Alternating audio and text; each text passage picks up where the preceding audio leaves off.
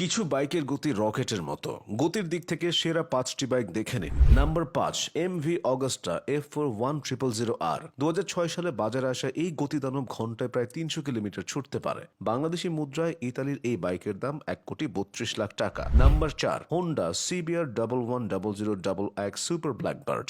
জাপানি প্রযুক্তিতে তৈরি হোন্ডা CBR ব্ল্যাকবার্ড ঘন্টায় 310 কিলোমিটার ছুটতে পারে। বাংলাদেশি টাকায় যার মূল্য মাত্র 38 লাখ টাকা। Number 3, MTT turbine super bike. Rolls Royce turbo shaft ইঞ্জিনে তৈরি এই বাইকটি ঘন্টায় ছুটতে পারে 365 কিলোমিটার, যার বাজার মূল্য 1,92,00,000 টাকা।